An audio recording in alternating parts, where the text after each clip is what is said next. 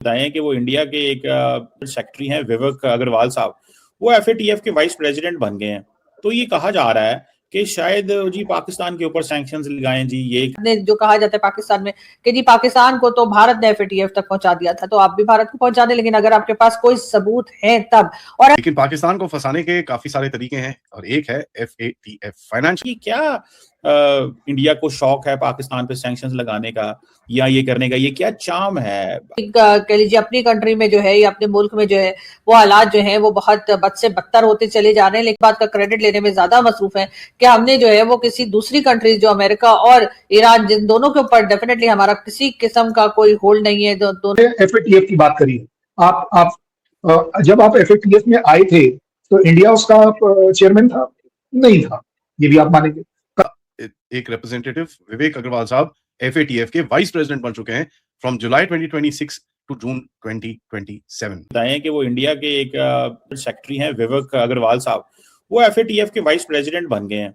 तो ये कहा जा रहा है कि शायद जी पाकिस्तान के ऊपर सैंक्शंस लगाएं जी। ये क्या इंडिया को शौक है पाकिस्तान पे सैंक्शंस लगाने का या ये करने का, ये क्या चाम है? अब जो गोरख धंधा आपने करने की कोशिश करते हैं वो तो आपको नहीं लगता कि बड़ा पुराना हो चुका हुआ है?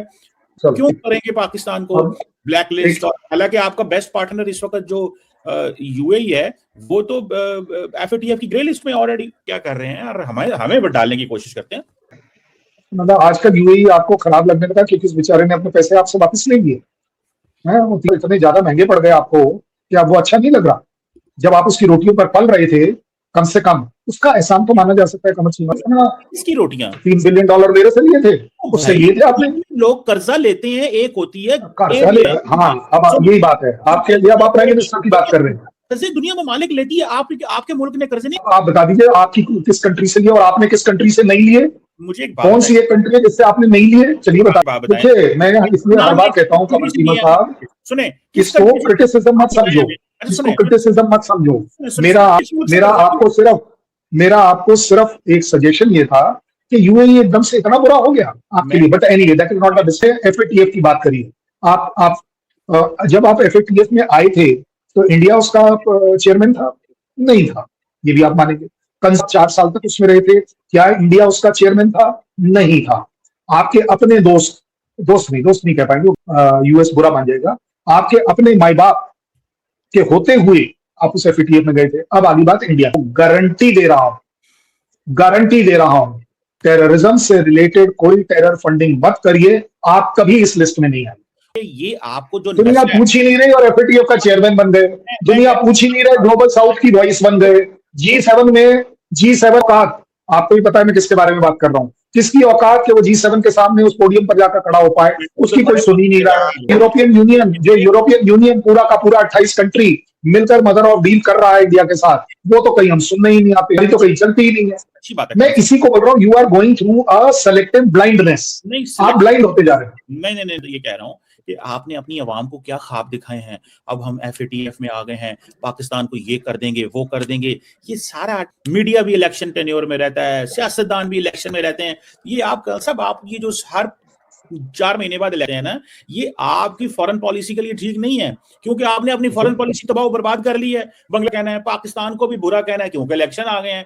अगर इलेक्शन, भाई वहां पे भी मुसलमान है, नेबरिंग कंट्री में मुसलमान मुल्क बर्दाश्त नहीं है। जो खाड़ी मुल्क जिन्हें आप कहते हैं middle east, I think Hindi में आप लोग कहते हैं मिडिल ईस्ट के अंदर, उनमें आप जाके जो है ना मुसलमानों से जफियां डालते हैं। क्योंकि जो कहा जाता है पाकिस्तान में कि जी पाकिस्तान को तो भारत ने एफएटीएफ तक पहुंचा दिया था, तो आप भी भारत को पहुंचा दें, लेकिन अगर आपके पास कोई सबूत है तब। और अगर तो आपको देखना होगा कि आपने कश्मीर के लोगों को क्या तंग करके रखा है, कश्मीर के लोग क्या डिमांड कर रहे हैं, और इसी के साथ साथ बलूचिस्तान और बाकी सब जगह पर क्या सिलसिला चल रहा है। लेकिन कह लीजिए अपनी कंट्री में जो है या अपने मुल्क में जो है वो हालात जो है वो बहुत बद से बदतर होते चले जा रहे हैं, लेकिन बात का क्रेडिट लेने में ज्यादा मसरूफ है कि हमने जो है वो किसी दूसरी कंट्री जो अमेरिका और ईरान, जिन दोनों के ऊपर डेफिनेटली हमारा किसी किस्म का कोई होल्ड नहीं है, दोनों किस्म की हमारी कोई ऐसी पावर नहीं है कि हम उनको किसी बात के लिए राजी कर सकें। लेकिन हमारे यहाँ से डेलीगेशन जाता है ईरान, बार बार मोहसिन नकवी साहब भी पहुंचते हैं और डी हमारे कई चक्कर लगा चुके हैं ईरान के, और वो सिर्फ इसीलिए क्योंकि अमेरिका ये चाहता था, क्योंकि डोनाल्ड ट्रंप को ये चाहिए था। डोनाल्ड ट्रंप फेस सेविंग ढूंढ रहे थे। डोनाल्ड ट्रंप जरूरत इस बात की थी कि किसी तरीके से ये जो लड़ाई या वॉर या जो अटैक्स चल रहे हैं उसको रोका जाए, क्योंकि जाहिर है कि उनके लिए ये बहुत ही एक सिचुएशन आ गई थी। डोनाल्ड ट्रंप ने जो सोचा था कि भाई मैं तो बड़ी आसानी से निकल जाऊंगा, और ईरान एक छोटा मुल्क है और वहां पर इनकी जो हैगी, और ये अपनी मर्जी से ईरान को जो है मना लेंगे या कह लीजिए अपने काम पे लगा लेंगे कि जी ऐसे कर लो और ऐसे कर लो, लेकिन ऐसा हुआ नहीं। डोनाल्ड ट्रंप बुरी तरीके से इस वक्त फंस चुके थे, उनको फेस सेविंग चाहिए थी, और इस फेस सेविंग के लिए उनको जाहिर है कि पाकिस्तान की जरूरत पड़ी। तो अमेरिका के लिए आप जानते ही है कि कुछ भी करने को तैयार हो जाते हैं, वैसे भी सुपर पावर है और सुपर पावर के आगे हम तो एक अति मामूली सी कंट्री है, जिसको कि जाहिर है कि अमेरिका से पूछकर ही हर काम करना होता है, जहाँ की पार्लियामेंट तक जो है वो अमेरिकन के मर्जी से ही बनती है। और जिन्होंने कह दिया कि जी इमरान खान नहीं चाहिए तो इमरान खान हट गया, जिन्होंने कह दिया कि जी कौन यहाँ पर आर्मी चीफ बनेगा या किस तरह से पोस्ट जो है, तो हर चीज में अगर अमेरिका का इतना ज्यादा यहाँ पर कंट्रोल और इन्फ्लुएंस है, तो ऑब्वियसली इस वक्त भी फेस सेविंग के लिए कोई और कंट्री तो मानती नहीं इस पराए फड्डे में या पराई लड़ाई में नहीं जाना था। लेकिन पाकिस्तान पहले भी ऐसा कर चुका है, पहले साथ दिया हमने, और अफगानिस्तान की जो वॉर चली उसमें हम मुसलसल उसका हिस्सा बने रहे, और ये आज अफगानिस्तान के लोग पाकिस्तान के साथ बहुत अच्छे टर्म्स नहीं रखते, नाराजगी है उन्हें, कहीं ना कहीं इस बात का एहसास भी। पाकिस्तान ने जो है वो बॉर्डर होते हुए, मुस्लिम कंट्री होते हुए भी अमेरिकन का साथ दिया, और यहाँ से 20 साल उनके सरों के ऊपर जो मिसाइल्स गए उसमें कहीं ना कहीं हमारा भी जो एक रोल रहा है, और इससे इनकार नहीं किया जा सकता। कई बार हमारे पैनल वो रिटायर्ड फौजी हो चाहे वो सिविलियंस हो, इस बात का इजहार कर चुके हैं कि जी पाकिस्तान ने बिल्कुल जगह दी थी, अमेरिका पैसे भी पकड़े थे, बल्कि ये भी कहा गया कि जी हम फ्री में कैसे दे देते, तो बिल्कुल जी आप फ्री में ना देते, लेकिन बहरहाल आपने। लेकिन पाकिस्तान को फंसाने के काफी सारे तरीके हैं, और एक है FATF, financial action task force. और ये फंड टास्क फोर्स जो हुआ है, इसके अंदर देखें कि भाई पूरी तरह से अभी एक रिप्रेजेंटेटिव विवेक अग्रवाल साहब FATF के वाइस प्रेसिडेंट बन चुके हैं फ्रॉम जुलाई 2026 टू जून 2027। ये की पॉइंट है जहां पर पाकिस्तान को कहीं ना कहीं हम खेल सकते हैं। पाकिस्तान का लास्ट जो ग्रे लिस्ट टाइमलाइन है वो आपके सामने 18 से पाकिस्तान ग्रे लिस्ट में था, एंड अक्टूबर 2022 तक पाकिस्तान ग्रे लिस्ट में रहा, जब उसकी हालत मतलब काफी हद तक खराब हो गई थी। अब ये क्या फाइनेंशियल एक्शन टास्क फोर्स एक ऐसी चीज है जो दुनिया का एक वॉचडॉग है, मनी लॉन्ड्रिंग, टेरर फाइनेंसिंग और इलिसिट फाइनेंशियल नेटवर्क्स के बारे में वो काफी मतलब वो रोकते हैं और उनके ऊपर काफी कॉल आउट करते हैं। अगर किसी देश को ग्रे लिस्ट या ब्लैक लिस्ट में डाल दिया जाए तो उसकी जो बैंकिंग क्रेडिबिलिटी है वो खत्म हो जाती है, फॉरेन इन्वेस्टमेंट खत्म हो जाती है, वर्ल्ड बैंक से उसको कॉन्फिडेंस कम हो जाता है, और कहीं ना कहीं जो ग्लोबल फाइनेंशियल एक्सेस है वो पूरी तरह से कट जाता है। FATF का जो कहना है कि वाइस प्रेसिडेंट जो है वो प्रेसिडेंट को असिस्ट करता है, और कहीं ना कहीं ये कामों में उसका काफी एक रोल रहता है, इसके अंदर घुसा है। देखिए, भारत अगर सीनियर लीडरशिप के अंदर है तो कहीं ना कहीं थोड़ा बहुत वहां पर इन्फ्लुएंसिंग करना आप शुरू कर सकते हो। इसका मतलब हैंडेडली पाकिस्तान को आप ले सकते हो नहीं, बट कहीं ना कहीं आप गेम खेलना शुरू कर सकते हो।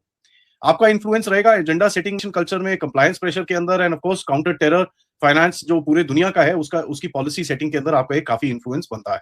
पाकिस्तान का एंगल अगर आप देखें तो पाकिस्तान इस टाइम पे टेरर फाइनेंसिंग में सबसे नंबर 1 है, एक्चुअली टेररिस्ट कंट्रीज में से सबसे नंबर 1 हम तो बोलते, अब तो दुनिया भी बोलना शुरू हो चुकी है। पाकिस्तान के ऊपर डायरेक्ट हिट्स मारने पड़ेंगे टेरर इंफ्रास्ट्रक्चर के ऊपर, उनके बैंकिंग चैनल्स के ऊपर, उनके चैरिटी फ्रंट्स, एंड कहीं ना कहीं जो हवाला रूट्स चला के लोग बैठे हुए हैं और शेल NGOs बना के जो उल्टे काम करते हैं उसके ऊपर ऑब्वियसली भारत अब धीरे धीरे करके इन चीजों पे अब आपको दिखेगा कि कहीं ना कहीं वो आगे काम करेगा। पाकिस्तान बड़ा डरता है टास्क फोर्स के ऊपर, और पाकिस्तान के ऊपर वैसे भी FATF के जब ये रिव्यूज होते हैं तो कंट्री में हमेशा एक वो रहता है कि भैया वो पता नहीं क्या मांगेंगे हमसे, क्योंकि FATF काम करता है IMF के साथ, और IMF जब तक उसको लोन क्लियर नहीं करेगा जब तक वो कुछ चीजों, ऑफ कोर्स पाकिस्तान की जो जियोपॉलिटिकल पोजीशनिंग है उसके हिसाब से उसको इधर। दोस्तों जय हिंद, आपका हमारे यूट्यूब चैनल में स्वागत है। इंडिया के एक जो FATF में वाइस सेक्रेटरी बने हैं वह विवेक अग्रवाल है। उनको देख के अब पाकिस्तान में कई मुश्किलें बढ़ने लगे। उनको डर है कि फिर पाकिस्तान FATF में आ जाए, क्योंकि अभी पाकिस्तान FATF में था और निकला है। उसको डर है कि अब इंडिया का हो गया वाइस सेक्रेटरी यहाँ का, अब हमें फिर डाल देगा FATF में। तो पैसे मिल जाते हैं, बट कहीं ना कहीं इसके ऊपर अड़ेंगे अगर थोड़ी भी तो पाकिस्तान को बहुत दर्द होगी, और इसके बारे में हम सबको पता है। Foreign investment, confidence, banking relationships, IMF और